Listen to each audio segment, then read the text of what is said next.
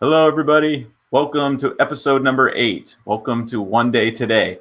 My name is Abram. I'm so glad you are joining us. We are having a brand new week, a brand new slot of amazing people who are going to share their story, share what they've been doing and how they got here. I just want to say thank you again for everybody who's tuning in, and thank you to our guests for just having the courage to share who they are for all of us to benefit and to be contributed to by, when we share our stories, when we were willing to be vulnerable, it kind of opens up humanity in us and for others to experience. And when we are authentic and when we share ourselves, it allows others to do the same. And I'm so amazed by the amount of response and encouragement we've been getting from people who have both spoken and shared on the stage to people who have just been watching. And it's been an amazing experience. And I'm so excited to have our guest here today. I also like to introduce my co-host, Matthew. Hey, Matthew.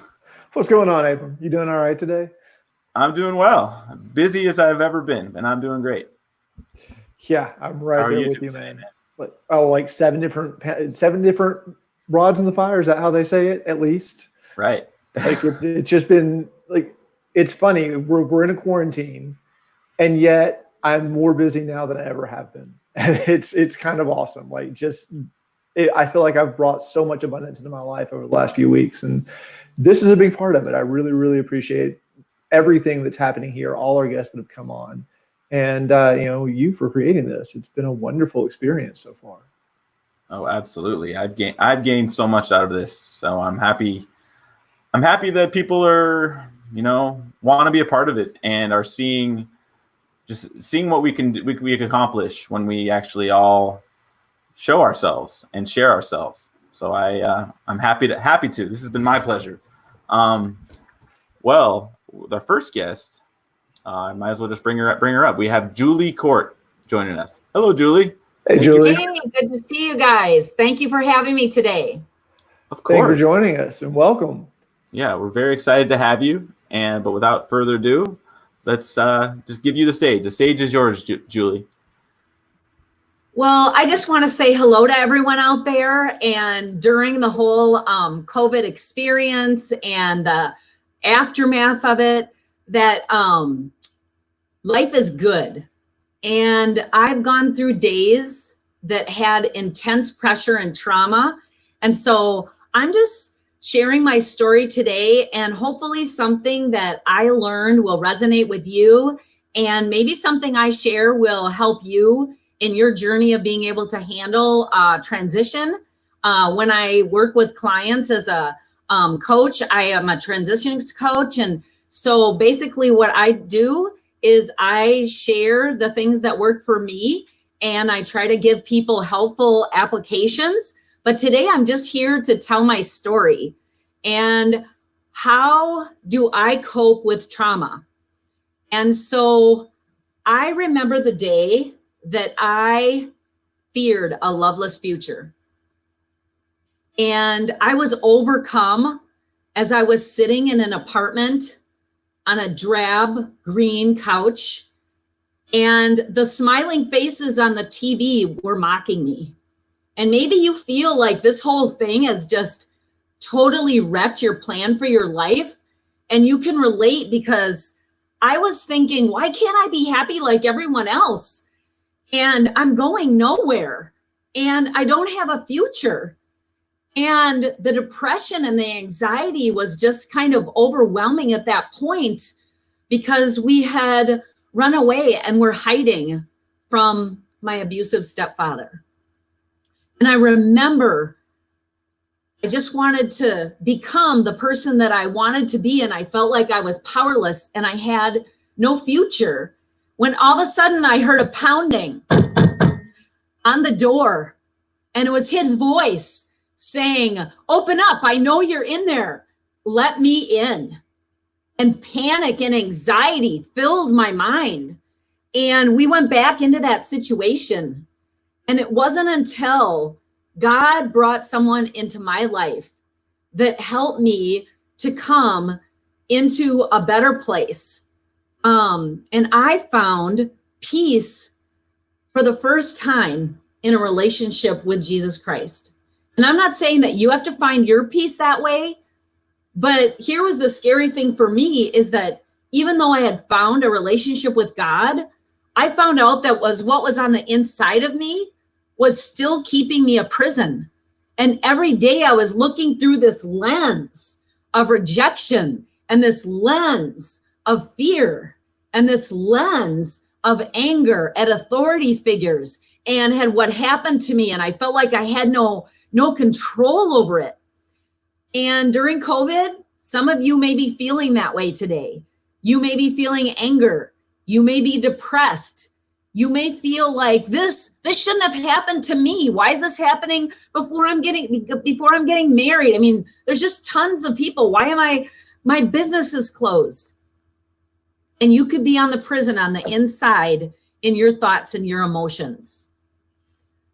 But what I discovered was that there was a key. There was a secret key that unlocked my prison. And it was the supernatural power of forgiveness. And in my book, The Incredible Life Makeover, I share these 3 incredible steps, not because I think I know everything, but because they have been so useful to me as I have gone through fear of foreclosure, as I have been betrayed by people who were closest to me, as I went through a divorce. I have experienced trauma, but I am not an angry, depressed, fearful, victim mentality orientated person. I am joyful because I learned 3 steps that work for me, and I'm offering them to the world to see if they'll work for you. And so the first step of the Incredible Life Makeover of the supernatural power of forgiveness is choosing as an act of your will to forgive. Now, a lot of people know that they should forgive, but then they say the words, "Oh, I forgive," or they think, "Oh, I forgive them." But they have all that bitterness and all that resentment, and they didn't really make it a choice to go through the process of learning to forgive and getting that trauma that is stuck to you, getting those tentacles off of you, giving those lies and deceptions that are in your mind, getting those off of you. And that bitterness and resentment that's taking up space and it's covering up your gift and your treasure, the supernatural power of forgiveness can get rid of those things. And so what I help people do, what I do for myself, I get people who don't like me, who are mean or reject me or whatever it is. And I go through these 3 steps. So this is my personal deal. And I choose to say, as an act of my will, I forgive. And if you're a person of faith, I add that in there as well. But I choose to forgive as an act of my will. I am not a victim to what that person has done to me, what the world has inflicted on me that I didn't have any control over, accidents, loss of a child, loss of health. We are not victims. We are meant to be overcomers and express the gift and treasure that's on the inside. So the second step is where a lot of people have never actually learned how to do this as a process, but this is how I keep my heart clean. This is how I keep my joy.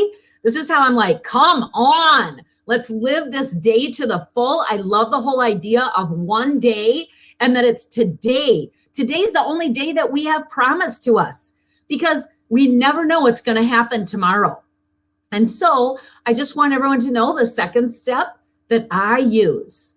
The second step in the process of forgiveness is I say to myself, because it's in me that has to change, not out there, but in me. I had to learn to forgive that stepfather.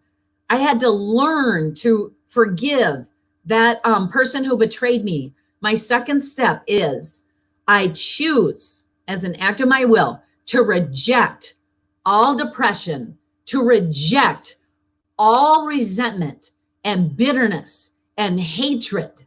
I choose to give up any thoughts of revenge. And I release all of that. I release it. I let go of it out of my heart. And then because I love Jesus, I say in Jesus' name, because that bitterness isn't hurting that other person. It's only destroying and taking charge of my future. And I refuse to let that happen because I am a joyful person. I am a happy person. And I am a successful person because in business and in my personal life, the bad things that happen do not determine my outlook because I get rid of those things that are trapped on the inside.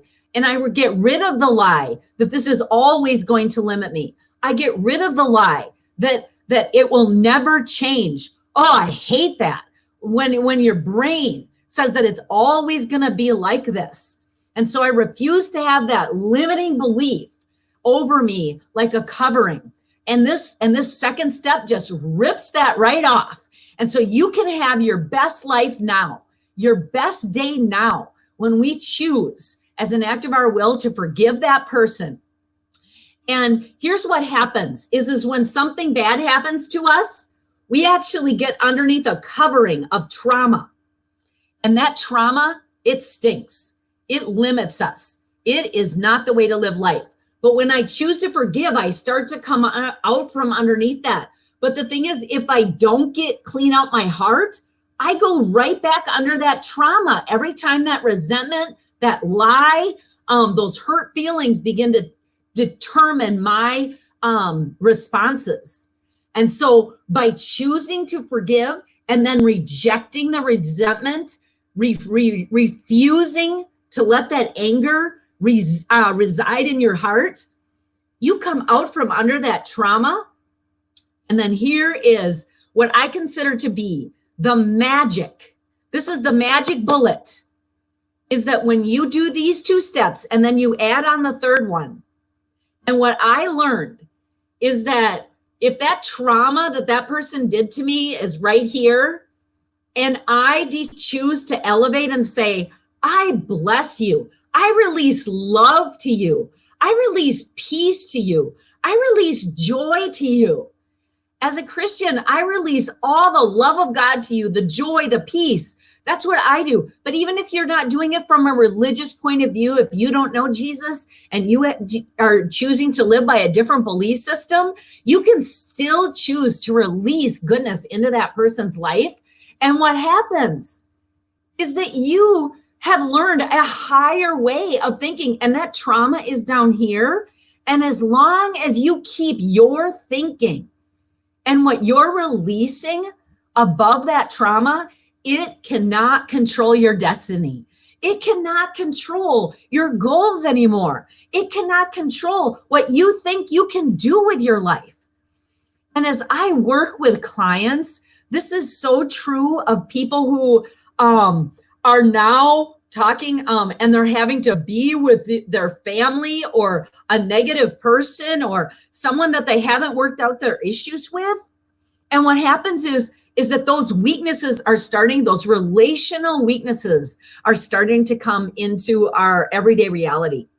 And so I would encourage you all to use the supernatural power of forgiveness, because every day you can start out clean with a clean slate and not bring up those past wounds, what that person said they wouldn't do. I mean, I could go on and on and on about how I used to live from not a clean slate. But now every day I wake up, it is going to be a great day. It is my best day, my best life now. When I sign my emails, a lot of times I sign them all life's best. And how can I do that? How can I do that? It's because the supernatural power of forgiveness, I am clean on the inside. And then there are so many ways that those lies and those barriers that want to cloud my thinking and actually keep me from taking action, keep me from connecting with people. And so what happened is that I use the 3 steps of the supernatural power of forgiveness because I want to be my best version of myself. And so I just encourage you all to, number one, go ahead and choose to forgive as an act of your will. Number two, release off that bitterness, the resentment, the depression, the anger, the hatred, the betrayal, all those things that are just going to drag you down, all the lies that you might be believing about yourself, because none of that does us any good.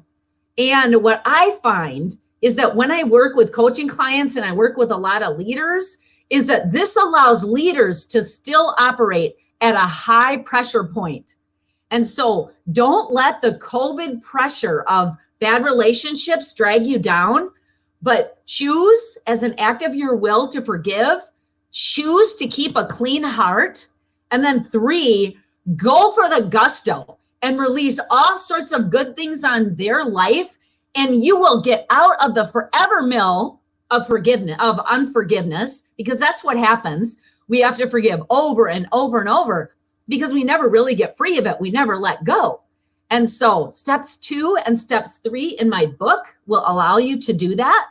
And you can reach me at my website. I have a nonprofit called New Life for Today. And on there is a coaching tab that you can contact me about that. There is also a radio interview on my website that goes into these 3 steps of forgiveness. So if you're looking for information, because you're just like, yes, I need better coping mechanisms to get through, like in these relationships, there's a free interview on there as well. And so, and if you want to, you can go ahead and use the contact tab. And I have a handout to how to be a successful communicator. And if you just give me your name and email, I can go ahead and give you that PDF. And so it is an absolute pleasure to be with you today. And the name of my website, again, is newlifefortoday.com. And my coaching business is called Julie Court Consulting. So just want to thank Abram and his partner for having me on today. And I would just love to hear a little bit of feedback before I leave for today. So that's about all that I have to share. Awesome. Thank you so much for sharing that, Julie. That really hits home for me. I've personally discovered the transformative power of forgiveness. You know, I've been on both sides. Humans naturally have been on both sides of that. But I think it's interesting about resentment. Someone shared with me this definition of resentment. Resentment is when you drink poison and wait for the other person to die. And it's for me, I mean, I've had so many experiences where I've been able to just where my own core self has forced me to forgive, because it's ultimately for ourselves. You know, forgiveness it's so powerful because, well, I guess what I realized was even the people that have hurt me, people that have done me wrong in my own, things that have hurt me, even when I hold on to that frustration, that anger, I realize that it doesn't really do anything to help me or them. Like they might, who knows why they did what they did. But the fact is that they may have been sad. They may have had fears that have been pent up. Who knows? Regardless of the reason, if I could just see them as someone who's a wounded human, like me, myself, I have been, that I don't have to hold them to what I hope and expect them to be. I could just hear them as somebody who's hurt. And that way I was able to forgive. I'm able to forgive people who've done horrible things, or people who have hurt me. And I feel ultimately it gives me space because I don't have to hold on to the pain of the resentment when I actually can forgive even the people that, the world I'll call my enemies. There's a lot of power in loving our enemies. I definitely see that. Can I just want to share one thing. I think it will help your audience. When you've truly forgiven, when you don't have to talk about it anymore. And the stories that I have in my book, many times people were like, I didn't know you lived through that. And I'd be like, that's because I don't have to talk about it anymore. I'm free of it. And so I encourage your audience, today is the day to get free.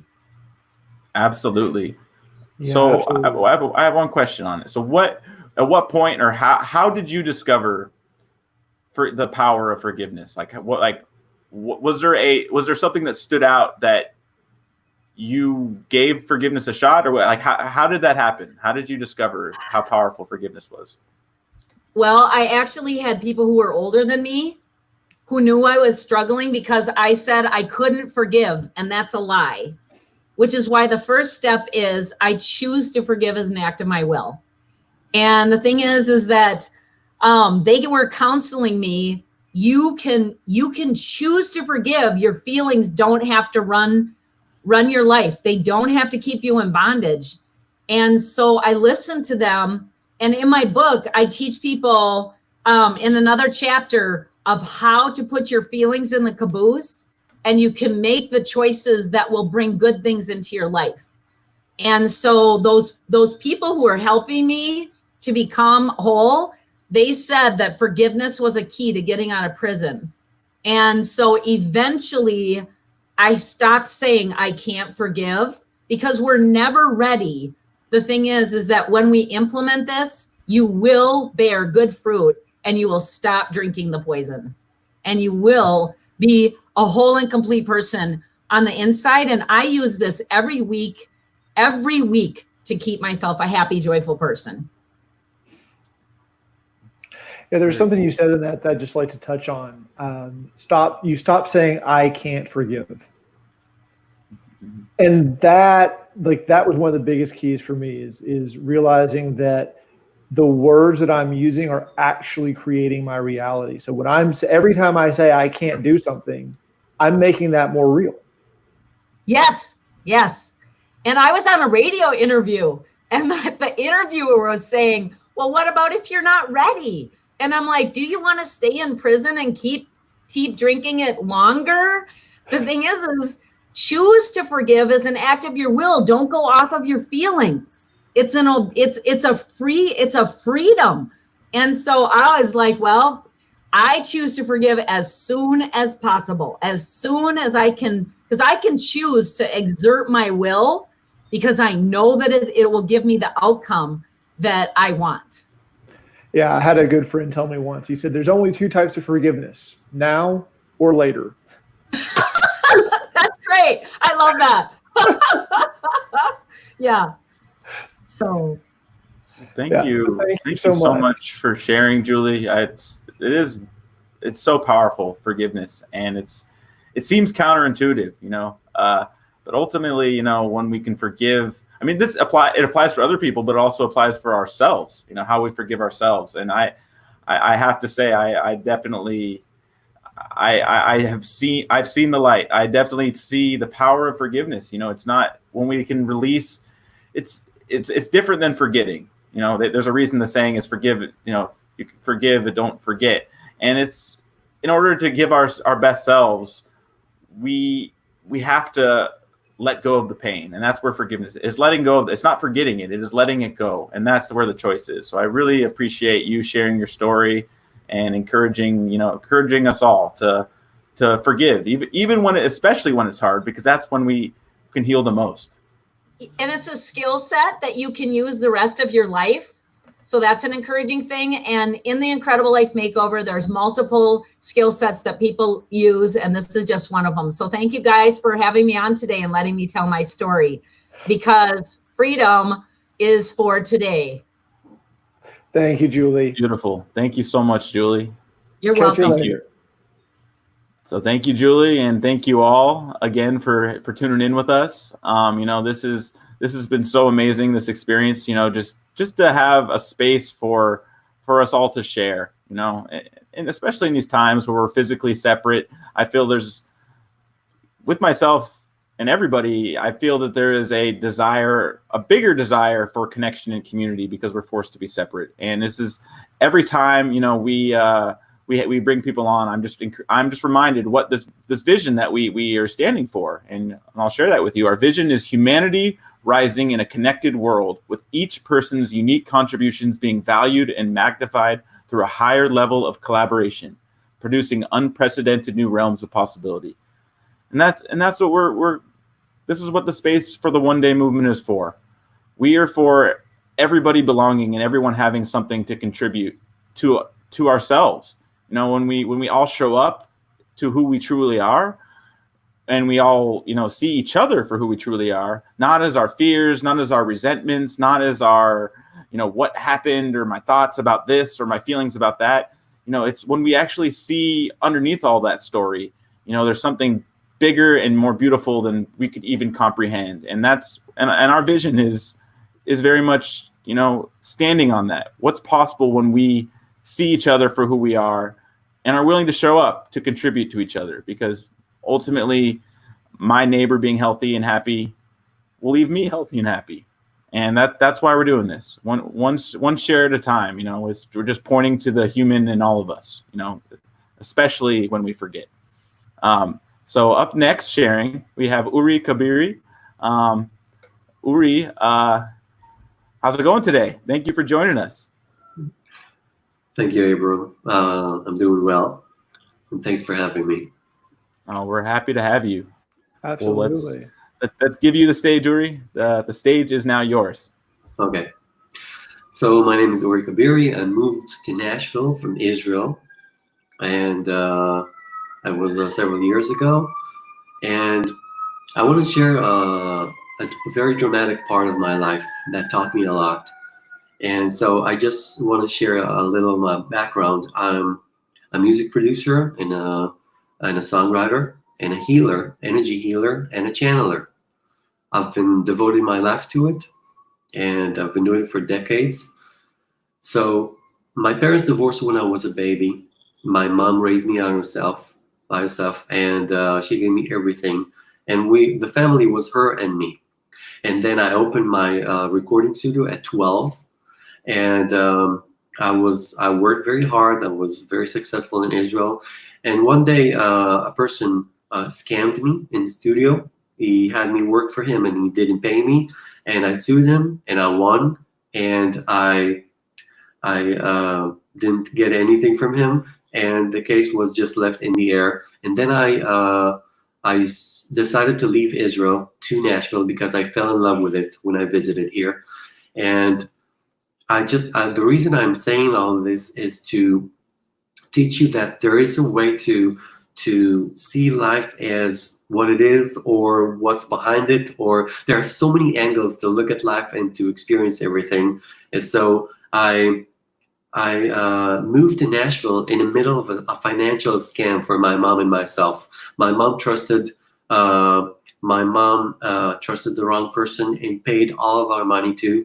And that was in the middle of, a minute after I moved here, and I couldn't even finish my immigration process. And so I had to leave Nashville to go back to Israel to save my mom from the scam. And everything looked hopeless. My recording studio that I had in Israel for years was shipped here because I thought I left Israel for good. And nobody knew I came back to Israel. We were in deep debts because of the scam, and my main source of income was the studio, but it wasn't in Israel. So I needed a miracle urgently. And the only ray of light in my life was a high school reunion, to a little something to cheer myself up, even for one night. And I went there, and I met a woman who went to school with me. And when we shared what we do nowadays, she told me she teaches theta healing, a method of healing I've never heard about before. I've studied 3 methods before, and what she told me and the way she talked about it, the way she described it, was larger than life. I knew that was the miracle I was waiting for. A method of healing that treats any imaginable thing and creates miracles. What are the odds? She could have been anything. She could have been something boring. She was that. So that was my miracle. And I studied a week later, and I knew my life would change, and that's what happened. Everything changed. I started creating miracles. It was just like living in a movie. And the first miracle was get over the scam, which happened. And then after a year living with my mom at 42, I moved back to Nashville. Although a minute earlier, I didn't have even money to buy a plane ticket. And so this time, after 3.5 months in heaven without the scam on my back, I got a phone call from one of my healing clients, and she would always call me to when people were in urgent need of help, or injured, or cancer, or dying, or something.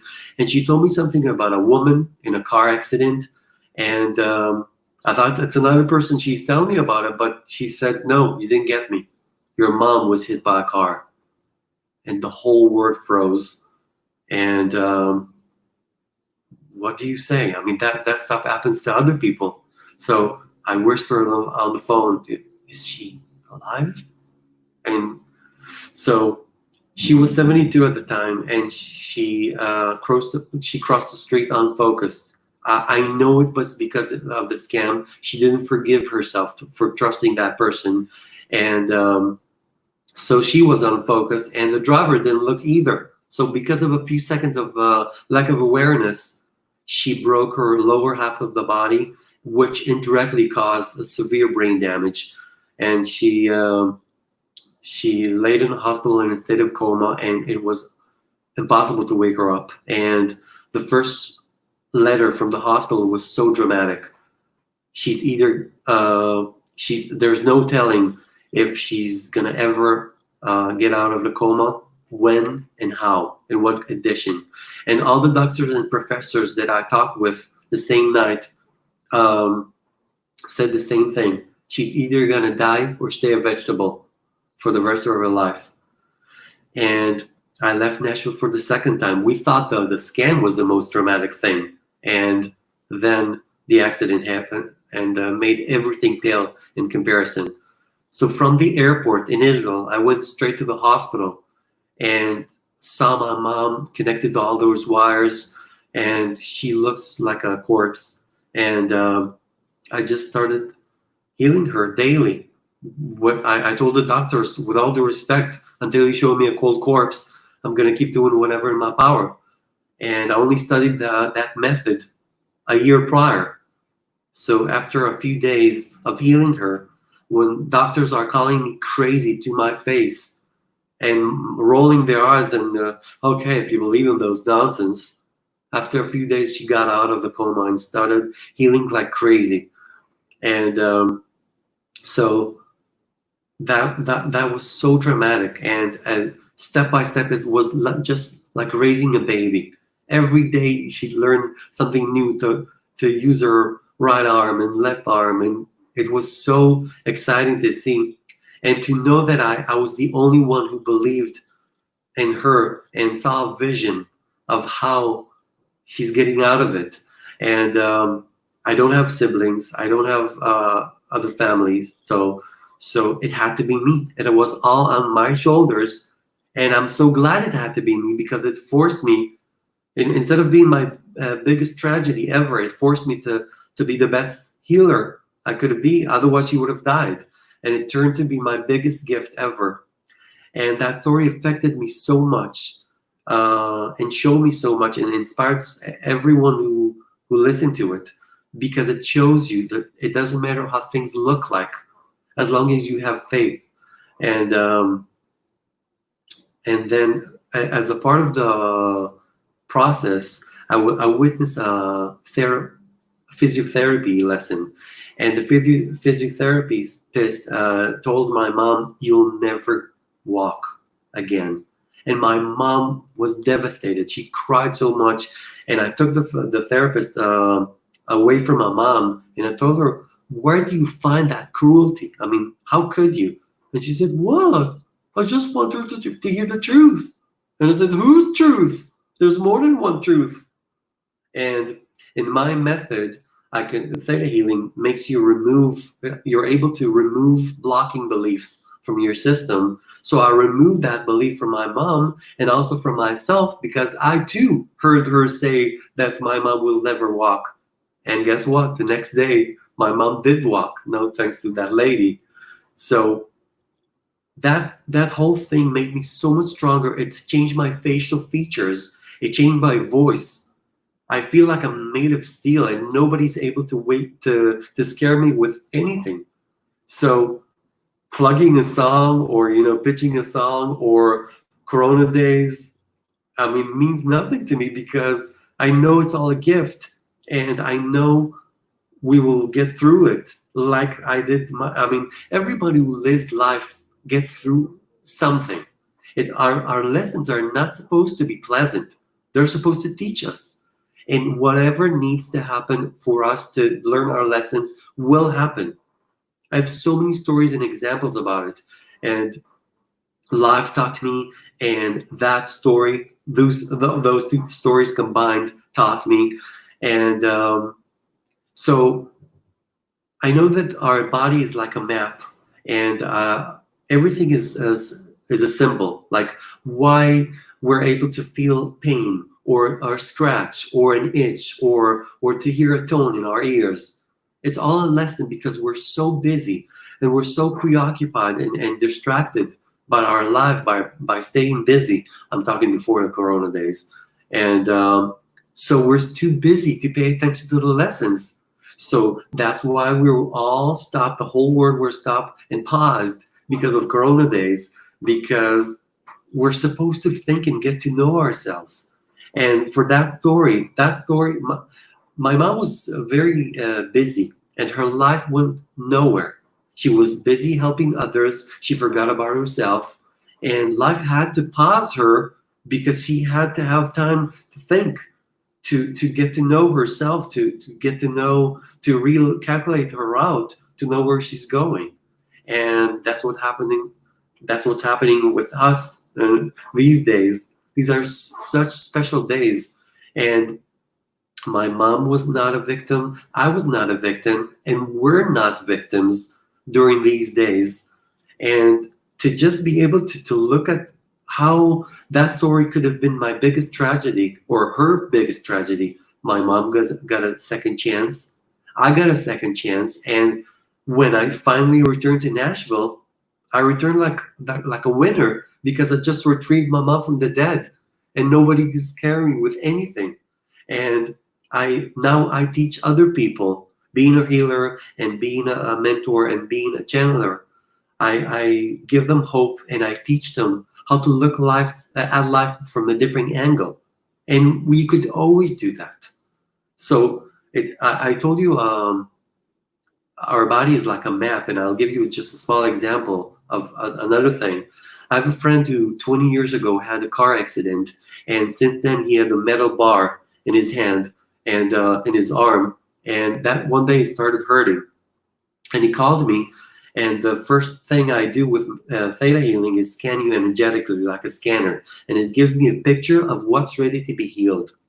And I scanned him, and I saw his arm bent around his back, and I've heard twisting my arm. So I asked him, is anyone or anything trying to force your will or trying to force you to do anything against your will? And he said, yeah. Oh, yeah. You know what? That started hurting the day that started happening. That person started forcing my will. And I said, are you started to get it? It's such a simple, because when you have a metal bar in your arm and it's twisted like your will is trying to be, that's a simple. And so the pain wasn't real, and it took us 5 minutes over the phone to remove that belief that he has to be a people pleaser, and he has to stay away from being authentic and to give people what they wanted of him. And after 5 minutes, I asked him, is it better? And he said, better? I have a new arm. So the reason I'm telling that is whatever you're going through, whether it's physical or mental or you're confused or feel out of balance, there's always a reason behind that. And if you ask a question, preferably an open questions, just being curious, not angry, just curious. There is a reason. If you want to know it, ask questions. You can ask divinity, you can ask your friends, you can ask yourself. And I'm also here for you. If you want to contact me through Facebook or ask for help or ask me a question, I love helping people, and I devoted my life to it. And I'm really thankful for y'all to have me here and to give me an opportunity to share my story. And that's it. If you want to give me some comment or to give me some feedback, and also I want to remind everyone that one day is the day. Thank you so much Thank for you. sharing. I want to acknowledge you, Uri, for being in such a.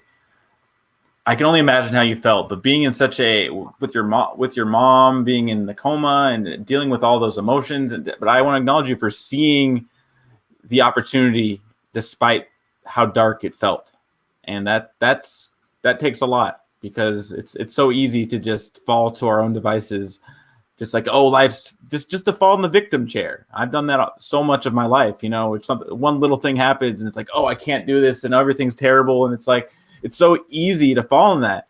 But you found it within yourself to not succumb to that, and you ended up being a force for healing and a force to help your mom overcome it.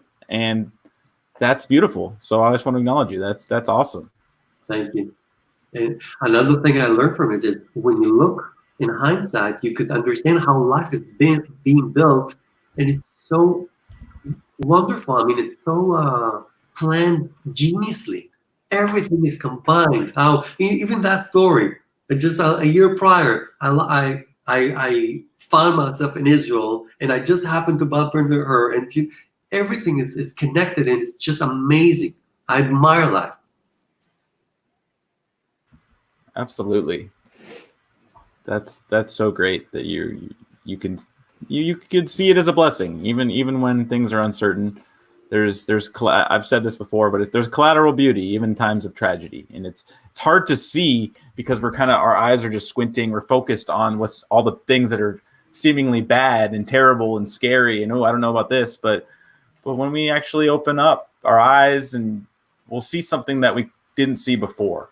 And I think that's what your story and your sharing is a perfect example of that. And it sounds like it kind of guided you to helping other people. And I mean, that's pretty much what brought you here. And that's the work you're doing. And that's beautiful that you're able to transmute that pain, to transcend that uncertainty into something that is beneficial to us all. Yeah. And so many people heard the story and say, wow, that's so sad. And I said, you do realize she's alive. She could have been dead. But what's sad about it? It's a blessing. There was something a lot about that I really appreciated about your sharing. But the one thing that stood out the most is like your conviction not to take anyone else's word on it. Like to kind of turn back and look at your own experience and your own self and go, okay, does what they're saying really feel true to me? And that's something I've really been looking at in my own life a lot too. And there was something I was talking to a friend maybe a week or so ago, and just like playing with this idea, and like these words came out. I would love to live in a world free of the tyranny of conviction. And over the last couple of weeks, that phrase has played into so many different lessons in my daily life.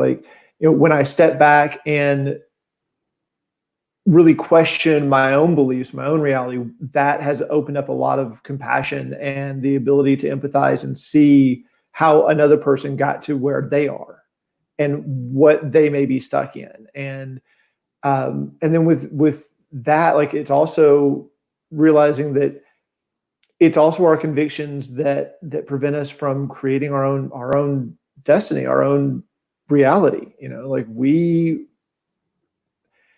The less I believe, the more seems to be able to be manifested into my life. And that's just huge. So thank you for that. And theta healing in particular, I've had some experience with it. I really appreciate it. I really do. So thank you for coming on and sharing about that, and just opening up people to the possibility that the experts don't know everything, that we can't know everything, and that there's a deeper place of knowing within us that we can use, that we can rely on and trust without having to trust anyone else. It's so crucial to stay open and curious, like the kids we used to be. And it's so tempting to become the adult and to become, gray, it was so tempting to believe those doctors. And they told me, the odds are 0.00. I said, I don't care about those numbers. What if she's the first one to ever make it? But Uri, you have to protect again. People that age, that condition die. But you're not talking about my mom. You're talking about the past. She's now. She's her. She's specific. Talk about her. What if she's the first one to ever make it? And she was the first one to ever make it. Absolutely. Yeah, I love that. That's amazing. That's beautiful. I mean, I thank you for being who you are, Uri, because that's it's easy to fall into what the models and what the facts and statistics, and it's like that's there's I forget the exact quote, but it's all models are false. They're just built on the past. I mean, they can be helpful to make a decision. Like you could look at something and see the statistics and make an educated decision, but it has nothing to do with reality. It's just a model. It's just a statistic. It's not it's not what is. And I think that is a healthy skepticism that makes us, it could go either way, but it's when who says like, why make it a statistic and a number when that's not what's actually happening right now? Why fall into that false? It's just a false concept, and it's not actually reality. So I really appreciate you sharing. It was really powerful, Uri.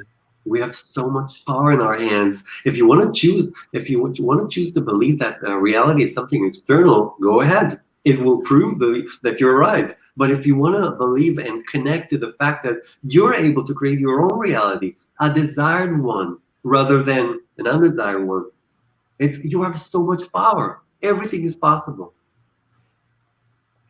Indeed. Everything is possible. You said it. Well, thank you again for sharing, Uri. No matter how. Mm-hmm. Yeah. You're welcome. Well, thank you for having me. Hope you'll come back and share some more another time.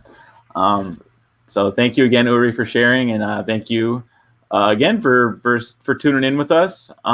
This is the One Day Movement. We are this is what we do, and we wanna give you a space as well to share, to be on the stage. We can't do this without you guys, and if you wanna share and contribute and join like our fellow guests to share your story, go to our website.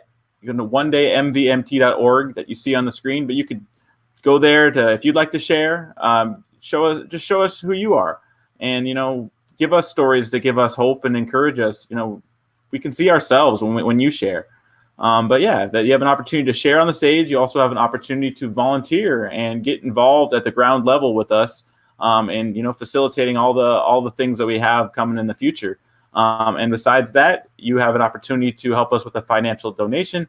Anything helps, whether it's $1 or $2, it goes a long way. But thank you so much for tuning in, and we would love for you to share. It doesn't cost a thing, and you gain a lot. You get if you're afraid. I've said this before, but if you feel like this feeling like I kind of want to share, but I'm afraid to, you are like ripe to gain a lot out of it, more than you even know or could expect. When I first shared, I was terrified, and I gained so much just by the things I heard from people afterwards, but also just like the power that it gave me. It's like, wow, that's who I am, and that's what this is what I have to offer, and no one could take that away from me. And there's power in being vulnerable and sharing. So I want to encourage you and invite you to join us and share on our stage as well. You can click the link on the bottom of this on the live feed here. But without further ado, we have a third guest. Hello, Hi. Hi. Thank you so much for having me today. Oh, we're so glad you're joining us. It's really a pleasure. I'm really looking forward to hearing you share. And before I keep talking up a storm, I'm gonna just let you have the stage, Nancy. So without further ado, Great. Nancy Benitez. Thank you so much. Thank you, Matthew and Abram. So I'm just going to jump right in. So this story is for all you beautiful souls out there that struggle with eating disorders or depression or constant sadness in your life. And I want you to know I completely understand, because as I share my story, I want you guys to know that you can look at your life differently, and that you can question everything that you're feeling and just begin to make a shift in your life. So the story goes back to when I was 15 years old, and it was a warm California afternoon. And I remember it was March vividly. And my mom and dad called us into our tiny little apartment kitchen, and they looked really sad, and it really scared me. And I was wondering, my brother and I were just wondering what was going on. And as we stood there, my parents told me, "Kids, we have something to tell you." And I remember the words is, "Your mom has leukemia." And now I know what that means, but back then I didn't. It's basically one of the worst types of cancer is what I had thought. And, you know, my mom smiled, but I could see the pain in her eyes. And, you know, back then it was the 90s. So there wasn't a lot of cancer awareness. There wasn't a lot of any talk about cancer because it was really rare. And so I thought, hey, it's like a cold, right? It goes away. Little did I know that my life was going to change, and I was going to watch the most incredible woman I knew, and someone who was so close to me go through hell, and us along with her. And I knew that my life was going to change forever. I just had this feeling in my heart. So I celebrated my 16th birthday in the hospital by my mom's side, you know, as she was getting treatment and as she was going through so much pain and suffering. And I remember that day when I turned 16, I dressed up in my most beautiful dress, and I wanted her to be so proud of me. And she looked at me and she said, "Honey, you're getting so grown. You look so grown up. You look so beautiful." And I could see the sadness in her eyes, and I knew that things were never going to be the same again. And it's a moment that I will always cherish. And, you know, I'm in my 40s now, and I still remember like it was yesterday. I was there when she went into remission, and we celebrated, and we were so excited, like this was over. And then I was also there when the cancer came back full force. And as I held her hand in the hospital, you know, a day in September, only 7 months later, I saw her take her last breath. And so as I was holding her hand, I was so confused. And I remember just going out of the hospital room, screaming, angry, just why me? Why is this happening? And so then it began into a really dark journey. It began into a journey where no teen girl should ever go to. I didn't go to my graduation. I didn't do anything a teen should have done. I remember just being in class and just zoning out and just not wanting to do anything else but think about my mom and my suffering. And that journey seemed to have a lifetime of its own, you know, and it led to a lot of anger, a lot of depression, and thoughts of suicide, and eventually bulimia. And so I began using food as comfort. So I remember thinking, anytime I eat is when I'm happy. And the reason why I did that was because anytime I had great memories with my mom or my family, it was because it was the food, right? The food was involved, but little did I know it wasn't really the food. That was just part of it. So I used bulimia to have temporary happiness, and it made me feel good. And as you know, if you have an eating disorder, it makes you feel good for a few moments, but after that, then the guilt and everything else happens. So that is why I used it as a coping mechanism.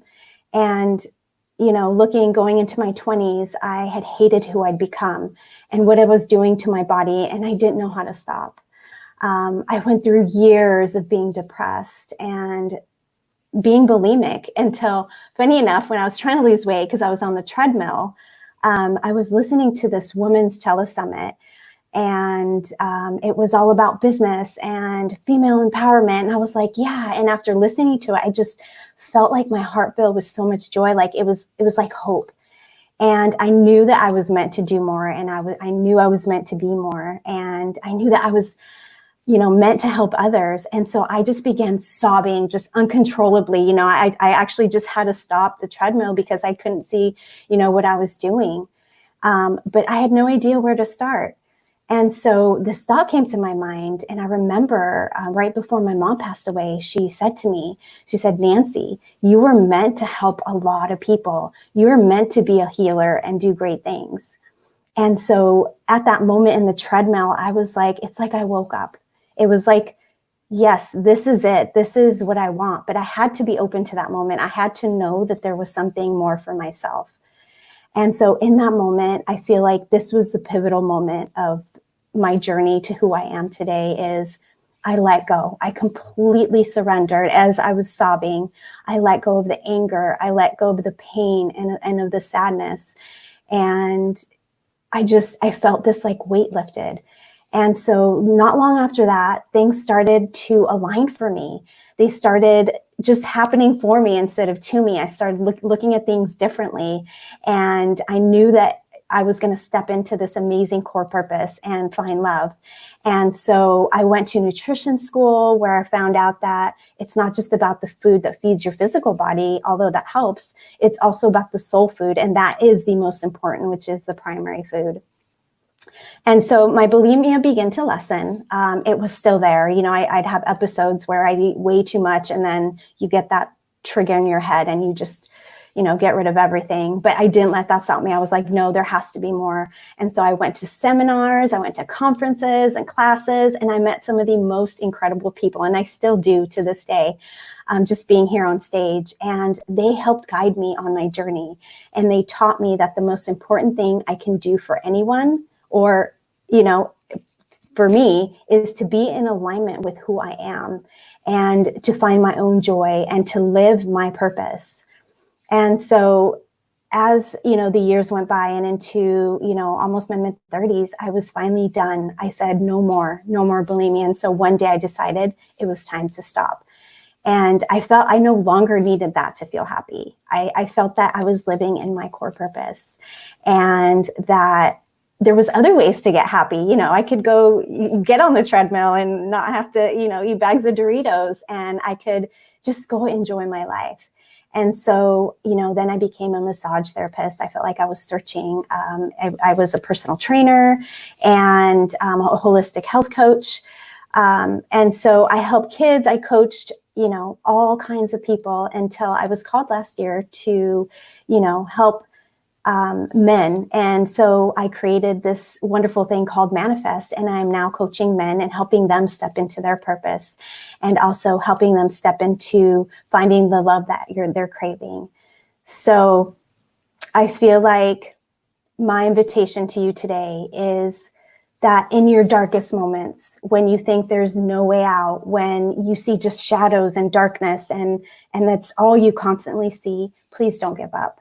Listen and follow that voice and that light in your heart that tells you that you are not your pain, that you are the light that is needed in this world, because someone needs you. And give yourself permission to have ease and joy, and give yourself permission to grieve. If I can say anything, allow yourself to grieve and surrender the anger and the sadness, and know that you only can live for right now, and that you don't have to have it all figured out. And so that is my message to you today, is in sharing my story, is, you know, you can have the very best version of yourself. You just need guides along the way. And so if you are a man out there who wants guidance and finding your own core purpose, you know, you can find me on my website, or you can email me at nancy@attracttheloveyoucrave.com. And I would love to hear from you. Anyway, I'm Nancy, and thank you, Abram and Matthew, so much for having me here today. That is my story, and I appreciate you guys having me here. Thank you. Thank you so much for sharing your story, Nancy. Like, it's amazing. You know, what's possible when we can see our situation, see our pain, and find the way out. And not only find the way out, but come out something much more beautiful. And I can't help but think of a better analogy than a butterfly. It's such a metamorphosis. Our pain, we could sit in our pain and we could just become our pain, or we can see that we have it, and transform our how we deal with it. And ultimately, and it's amazing that through, you know, stepping through your pain, you're helping other people. You are helping people out of their pain. And this is like the circle of humanity. We can choose to do that. We can choose to identify with our pain, or we can choose to rise above it and help others get out, because we all go through this. We've all been there. We've all had something. And I think it's amazing that you were able to overcome your own tragedy, your own bulimia, and and food is a very universal issue. I've had issues with food a lot of my life. I was overweight, and I had I had self-confidence issues, and I had I totally get it. Food can be a drug. Or our relationship with food can be a drug. Yeah. It's something that and it's amazing to me that you're taking that part of your life and amplifying it to something beautiful for us all. And I think that's why we created the stage. So I really appreciate you sharing. It's such an inspiring story. Yeah. And I just want to share one thing. So, one thing that comes to mind really quickly when you're in that darkness, it's about listening to it's almost like that light in your intuition, because you don't see any way out. Like there's nothing else. Like when you're grieving, and when something that devastating happens to you, especially with what's going on right now, like a lot of people have lost a lot of people, it's like, sometimes you can't see beyond that. But if you can just listen to that little light, in your guidance, and we all have it. Sometimes we choose not to listen, is in that inner guidance. It will guide you to where you're supposed to go. And, I remember, like, I didn't say this, but I remember at one point sitting there, as a teenager, and like almost getting like blindsided by my mom, like, spiritually, like, what are you doing? Like, this is not what you're meant to do. Like, this is not what I would want for you, so it's just allowing yourself to be guided, by that light and by your inner being. So thank you. I love the way you put that. Like, and you said it earlier in your story as well, like talking about like that light that I am. I am that light. I am that guidance. Yeah. And that, like, to me, that is key. Like, it's not who I am, it's what I am. Mm-hmm. And what I am is that calm, centered, deep knowing of light and wisdom. And when I get out of my head and get out of the way and just let that light shine, everything changes. And there was another thing, I wonder if you caught it actually. When you were talking about your experiences as a teenager, you said, I went through things that no teenager should have to do. Yeah. And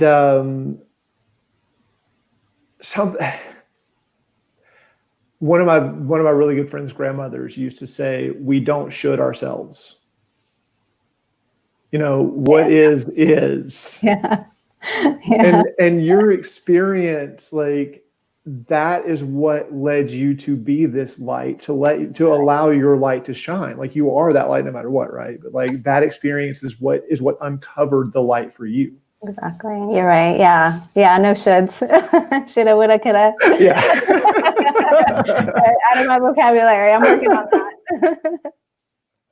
Thank you. Right. Absolutely. Thank you.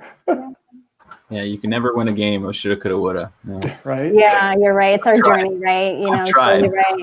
If we hadn't gone through that, we wouldn't be who we are, and we wouldn't be able to help others through their journey as well. So thank you, Matthew. Right. Absolutely. Thank you, Nancy. Yeah. I really appreciate your sharing, and like you're saying, it's that voice, even in the midst of darkness, that voices that we don't always want. It might. We don't always want to listen to it. It could be like, well, I don't want to do that. And like in certain ways, we want to attach to our story because there's some sense of comfort to staying in that pain because it's so familiar. Yeah. And that's why I feel so counterintuitive to step through it. You want to avoid it. Like, don't look at that. Don't ask me about that one thing. You can talk about anything, but not that one thing. And like, but it's that one thing that us actually stepping into it, seeing it, not being it, but seeing it is how we separate ourselves and come out on the other side of that, something completely different, transformed with something to benefit others based on our own struggle. So I think it's amazing that you've you've experienced that and are shining and sharing it with us. Thank you. Thank you, Nancy. Appreciate being here. Yeah. Well, thank you, Nancy, and thank you all three guests, Julie, Uri, and Nancy, for being here today.